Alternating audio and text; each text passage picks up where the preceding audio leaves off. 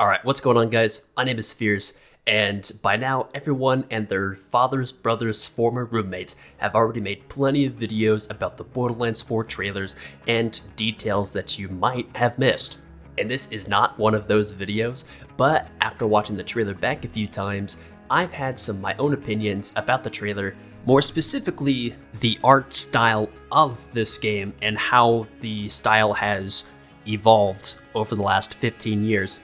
And it's just something that I've just wanted to talk about. Now, I'm going to come back to this later, but right now, looking at some of the screenshots I've taken of this trailer, we can see that it is more realistic than it has ever been before. Now, Borderlands 4 looks a lot like Borderlands 3.5, with some, of course, updated rendering of the graphics and whatever. But taking a step back, I want to go over each of these games, specifically the scenery and backgrounds, and then compare them with each other.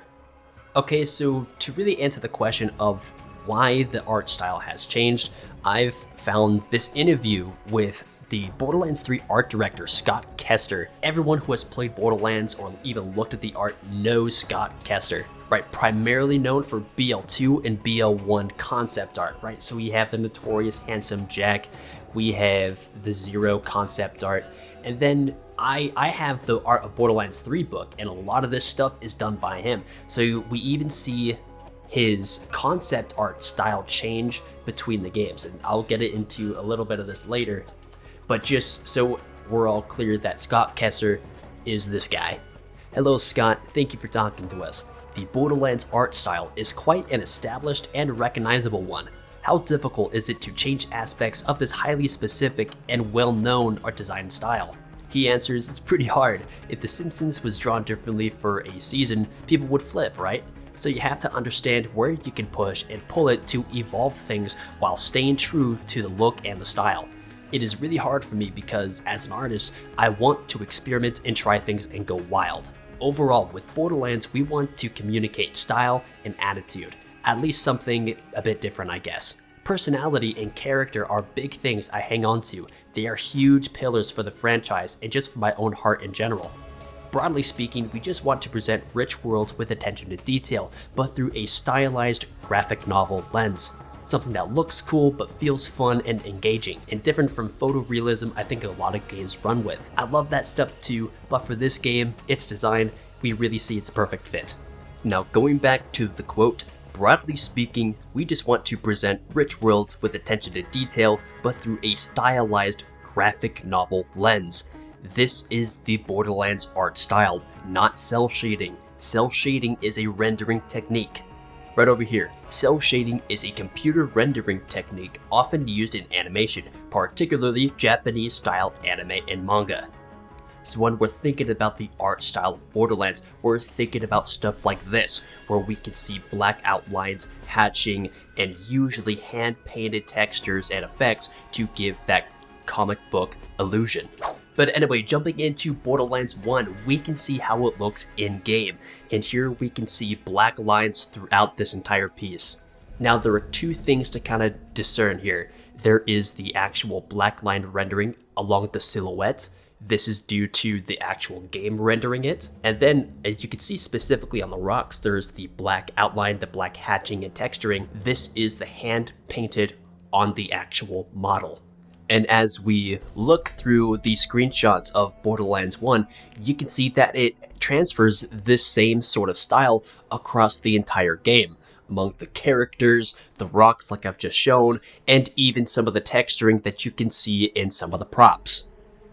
Now, looking at this image of TK's house, you can see that the rocks are painted in a way to give it definition. So the thicker lines where the rocks are coming together, and specifically the hatching to give it a shading sort of illusion to it. Moving over to the left third, we can see that it transitions into the small pebble and sandy texture. And the same thing there, all those rocks, they're not three-dimensional shapes, but they're drawn and painted to look like rocks. Moving over to the cacti and specifically his, shack, you can see that the game renders the black line around the silhouettes of each of these. That's just how the game renders it. We could see the line art, the drawing, and specifically the painting along the ridges and bumps of this cactus to give it the illusion that it's reflecting the light. And then even with TK's shack, it's painted in a way to look like this piece of metal is rusted,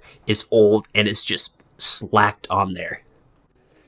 And lastly, looking at Motorhead's arena, we can see that it looks like a damn comic book, right? So we have the black outlines around his silhouette and his design, but as we look into the background, we could see that the artist went in with the black pen and added these cracks along the road, the bits of patches and hatching along the walls, and let me tell you, I could get into a rant about little small details like that, but that's for another day.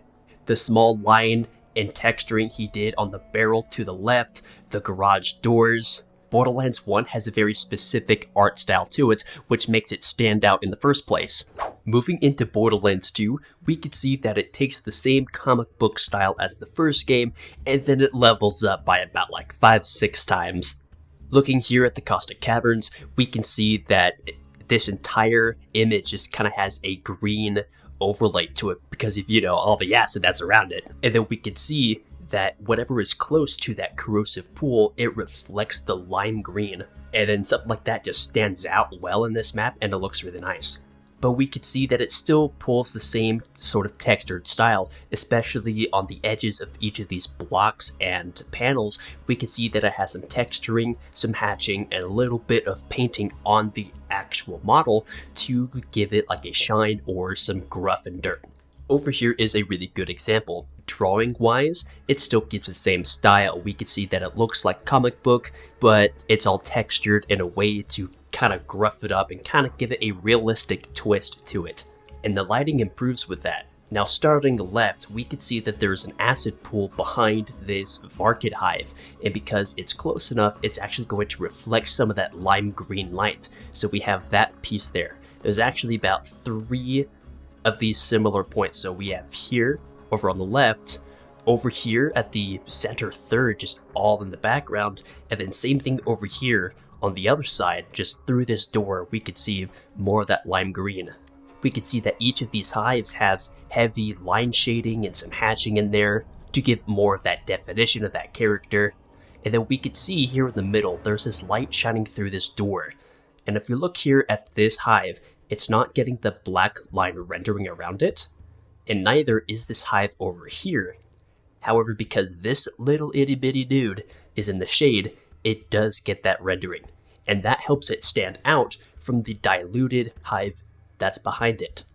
Now looking at some of the panels that you could see just on the road, you can see that on these blocks that whenever it bevels down in some way, there's going to be a line there to help separate that.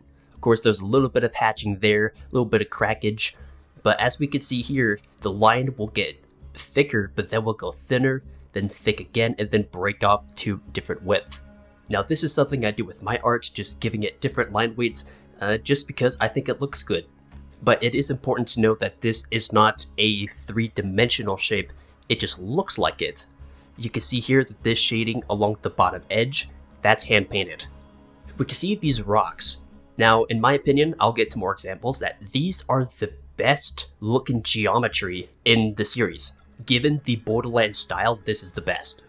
We can see that there is a black line rendering around the silhouette of this rock, but we can see how the rock is broken up, and there is most likely a line to show that change. But we can see here at the bottom of this, you can actually see where the model goes through the floor, but this here, that's just hand painted to make it look like there's a pile of rocks.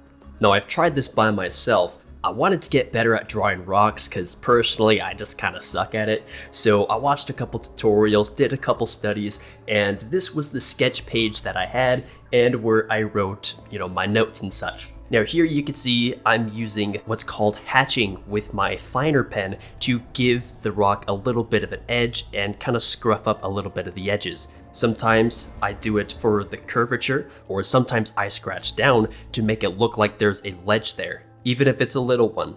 Now after doing this practice page, I felt like I was ready to take on a slightly bigger project, and I wanted to work on my landscape drawing, and I came up with this. Now if we put this side by side to a Borderlands screenshot, you can see that it basically looks nothing alike, but similar in style, where we could see that closer to the camera, specifically around these rocks and this tree, there is a hard black outline along the silhouette that is to break it up from the objects in front of it.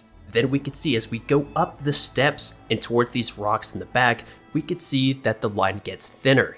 That same pattern follows as we get to the background, where we could see the fence, the brush behind that, and even the mountains. They barely have an outline to it. But I am more or less relying on lighting and shading to create these shapes. And then I tried doing a sky, but because this is sketchbook paper, my markers just dried up super quickly, so that looks like shit. But as you can see, just even in practice, the same sort of style applies. This looks like a three-dimensional shape, even though it's just painted on with markers on a paper. Even looking at some of the characters, we can see that this super loader has all these individual pieces and hoses and mechanics that are attached to it. It all has the same style, where it looks like the light is shining off of it, but it's just painted on there. Even looking at the main menu, where we could see that all of these rocks and this grass texture is all painted on with a little bit of the actual shade that's rendered by the game. Now, even though this was made in 2012, this still ages really well. We can see if we turn our character a little bit, we get a shadow casted onto our character, and this looks good. Even looking at this nomad, it's still painted to look like a comic character. We can see at his face, he has a little bit of shading here and there to give him like a 5 o'clock shadow, but there's also hatching near his nose, and then hand-painted lighting right above his visor and near his face. Now for Borderlands 3. We're starting here at this alien planet. I don't know what it is specifically, but we can see that the light rendering has gone up to like 11.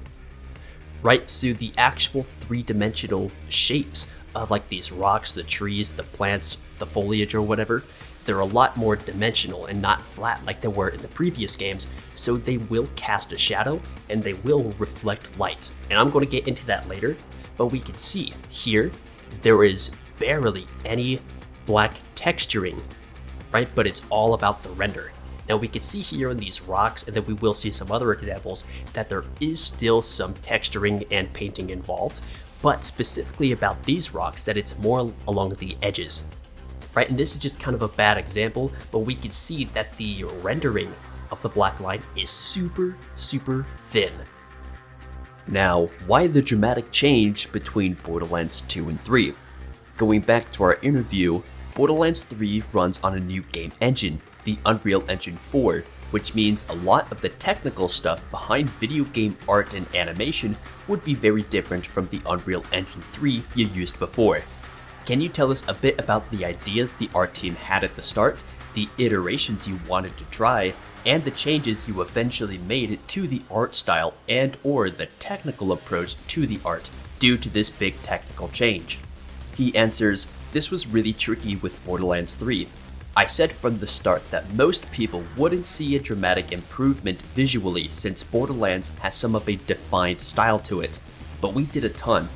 The change from Unity Engine 3 to 4 meant that we changed lighting models. Technically, we now have a PBR-based lighting world, meaning materials and different surface reads would have more info with better light and shadow. Generally speaking, each game has seen an evolution in technique and quality that helps realize our ideas better. We benefited from the general increase in resolution and image fidelity with the next-gen consoles, which means the world to our hand-inked looking assets, and handmade they are. The only thing that is procedural in Borderlands is our outline treatment, a subtle edge detection that adds the black outline around the characters and the environment. We did a ton of studies and tweaks to that. We also tried a hatched-based shading method that actually added hand-ink shadows to the scenes, one of many different visual elements that further tried to emulate this motion comic look I so desperately love." Now, what he means by having a PBR-based lighting world is, if we look at Sanctuary 3, we can see that all of the parts that are metal, they will shine in a way that metal normally does. But if we look to the right of that, we see the little poster, the light is spread out more evenly because this is a more matte finish. It's not shiny like these metal pieces. Now, because they're switching to Unity 4, their playground essentially just doubled in size. So they're able to get more details into the characters and the environment. They're able to play with the lighting and the shading, and it all just amalgamates to this. Visually, it looks like a Borderlands game, but in my opinion, the details are just a bit too much. I alluded to the concept art book of this game earlier in this video, and looking at some of these hand-drawn sketches of like the bandits or even some of the environments, we could see that the detail has just increased. Right? Even without coloring or shading, just looking at some of these COV designs, there is a lot more detail in the face, the costume, and the actual look of the model. Now, something I've been saying over the years is Borderlands 3 has taken its Borderlands style and it really has turned up the realism key a bit too much. Taking a look at Zane's concept art, we can see that some of the early sketches and some of the designs are still similar to the Borderlands 1 and 2 style concept art, where the edges are pretty sharp, it's still pretty simple, but still plenty of detail in there. We can see that some of his designs and his pose are a bit more stylized, and as the character comes to its final few concepts, we can actually see the transition from the sharper lines and heavy boulder lines into this more realistically rendered character. We can see on this page he looks more like a cartoon character, and as we go to the right page, we can see that all of these lines that are added to his model, specifically his face, is to give it more of a realistic tone. And then we see his final designed and rendered, and then we can see that it looks like a Borderlands character, but it looks like a realistic version of that. Now, is this a good thing? I want to take this segment to really kind of compare these designs together and just show you my opinion. Now, in my opinion, I am not a fan of these newer models. If we take a look at Reese, his official design just looks like your atypical mecha corporation CEO in a realistic Borderlands style. However, if we look at his concept art, we can see that it actually has more character to it than the model that we actually got. We can see that his jaw and nose are sharper, his clothes have less detail, but they show more personality to him.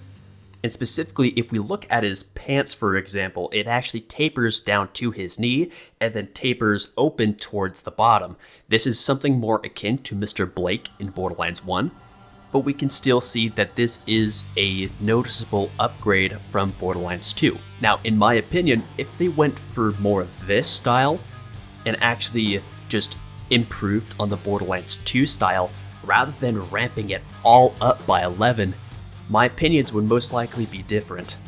Some people are okay with having this realistic sort of looking Borderlands game, but in my opinion, it really takes you out of that comic book style that made Borderlands popular in the first place.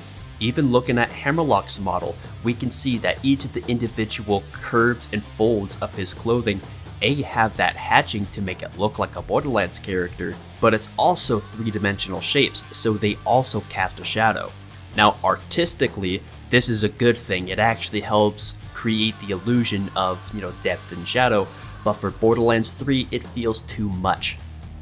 Looking at his concept art design, we can see that it's characterized a bit more. His facial hair is more horizontal, the puffs in his pants are greater, and then we can see that even though that he is an older gentleman, he still has a specific character to him that still seems a bit cheery.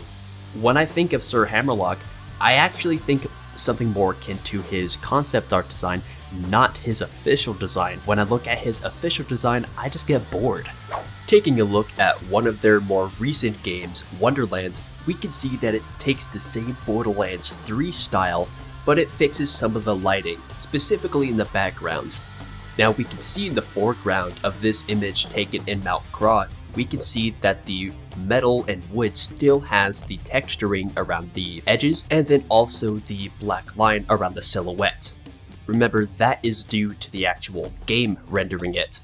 But as we move to the background, we can see that there is barely any black line texturing along the rocks, more or less just the rendering along its silhouette. Over here is another example for how more realistic these rocks are looking compared to the other games in the franchise. And if we make a comparison between these rocks and the ones you see in the BL4 trailer, they look fairly similar. We can see here in this shot that it actually does have some blackline texturing to kind of break it up from each other, even some lighter shades to give it a bit of a shine, and a little bit of green to kind of mix it in with the grassy patches. Now this is what Borderlands 4, in my opinion, will take more of an appearance. Comparing images of this to the trailer, we can see that some of the same techniques and style are transferred over. Specifically, with these snowy parts, compared to that one screenshot we saw, it is taking a similar style like it did in the trailer. Going back to this screenshot, we can see that this snow, that texture that you see, that's not drawn in there. That is the actual game rendering those shadows. The lighting has improved since Borderlands 3, so looking at a map like Shadowgrave Barrow, it's easy to see everything in there, and you can feel a little bit immersed, but like I said before, the realistic lighting with these hand-painted, cartoon-looking models kind of takes me out of that immersion. But putting that aside, this still looks visually appealing, and this is what I think Borderlands 4 will take more inspiration of. Concluding this video, I just wanted to re-answer some of the questions that I had before I even pressed the record button. Do I like the evolution of the Borderlands art style between all of the games? In its whole, I can appreciate it, and a lot of times, it looks really good. From Borderlands 1 to Wonderlands, there are beautiful landscapes, and you can just look at the view and appreciate it. And then what do I not like about these more recent Borderlands games? Firstly are the characters. I don't like how they look too real, but put into a Borderlands setting. I've mentioned this fucking how many times. And one of the biggest issues for me was the entire lighting engine for these Unreal 4 games. Yeah, it's cool to see metal reflecting light realistically and, you know, having the sun casting proper shadows, that's always cool, but it is too much in my opinion, especially for just how egregious the effects are in Borderlands 3 and in Wonderlands. You can't see anything, and sometimes everything just around you is so rendered in a way that it's almost blinding. And lastly, what are my thoughts about the Borderlands 4 trailer and for how the game currently looks? I think it looks good. I still think that a lot of the light rendering is too much. It looks like they're playing with more colors, so maybe that will help with their updated lighting engine that they most likely used for this game. And so I'm sure it'll at least look good, but I feel as though it's going to have the same issues with the effects like in the previous two titles, where it'll just be too much at times and you can't see anything. But anyway, that's going to be it for this video. If you guys enjoyed the video, leave a like. And hey, if you learned something new, let me know down in the comments. If you really liked what you saw, make sure to subscribe for more awesome content. What are your thoughts on the Borderlands 4 trailer? Or even better, what are your thoughts on the Borderlands style across all of the games? What are your thoughts on my drawings? Let me know down in the comments. Anyway guys, my name is Fierce, and I'm going to see you all in the next one. See ya.